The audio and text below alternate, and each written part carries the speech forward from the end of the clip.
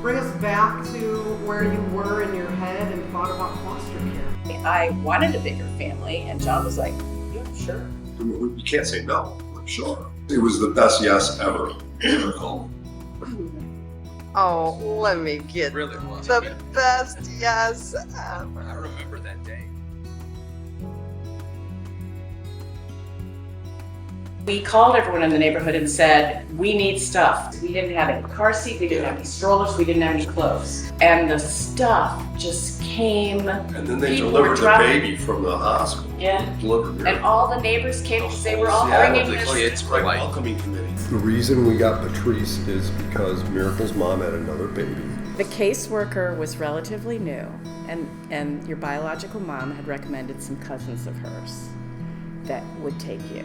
And the caseworker supervisor said, Miracle is her family too. You place her with Miracle. So they didn't give you to us. They gave you to Miracle.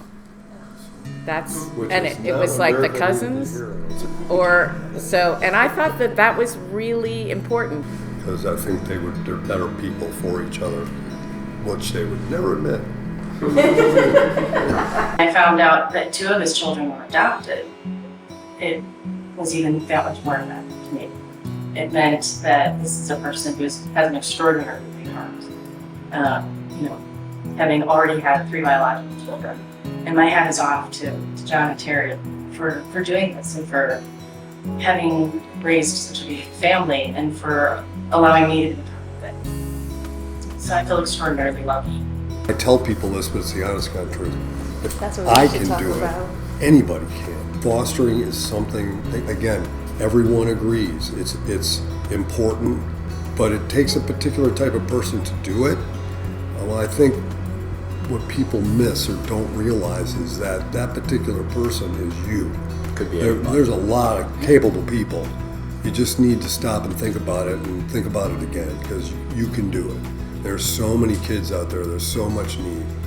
So I was in a situation where her biological father was not in her life for some time. She wanted to have the same last name as mom and dad once we got married, and she saw that I changed my name. The main reason for me to wanting to adopt her was I wanted security for her. We started thinking about, okay, like, what if something were to happen?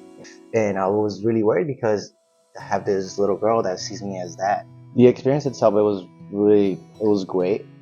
You guys made it really easy, which is probably, one of the most important things, because when you're going with something that's legal and you want to be well informed, and you guys did a great job on that. I appreciated feeling like any question that I asked was valid, even if I felt like it was a dumb question. Ever since we mentioned it to her, she just kept talking about getting her new last name, and she was just really excited about it. She kind of reminded me of like a teenage girl writing her name in her diary. Literally, you will catch her like putting her new, Yeah. I feel great because I have my dad's last name. 2011 we met, so this year it's 12 years, right? We always knew it was like the moment we met, it was always an understanding that we wanted children, individually and as a couple.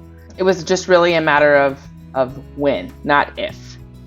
So it was on our honeymoon, and we made the decision that when we got back from Spain, we were going to go and meet with the fertility clinic. And then we have 2 kids now. So the reason why we wanted to do second parent adoption is just to protect our family unit. The world is scary right now, and me, being a Black woman, it's a little bit more challenging for our family. My sons are very light skinned, so they could pass as not being a Black child. So if an accident happened or something scary happens and to Brandy or to one of my kids, and then people aren't recognizing them as my kids, that's scary. In our state, we're fortunate enough where marriage does equal parentage. So even though I carried our babies and they are our children, the question of our safety as a family and as a unit and being recognized as parents elsewhere remains in question. And as Darcy mentioned, the uncertainty of the world and the protections that we have as a same-sex couple is not something that we're willing to jeopardize. Greenlight has been fantastic walking us through this process. I think for many folks, it could be a scary, stressful, and even maybe resentful experience of why would we have to adopt our own children. I'm grateful for the acknowledgement, the knowledge that they're giving us, helping us walk through this process, because it's a lot and we didn't really know how to navigate it. So it's just been, a breath of fresh air. Greenlight is helping us do the steps we need to properly protect our family, and I'm grateful for that. Today, that will officially declare Darcy, Leslie, and Brandy Bidwell the legal parents of both Lennox Baptiste Bidwell Leslie and Leah Monroe Bidwell Leslie. As of today, May 8, 2013. Thank you. Thank you.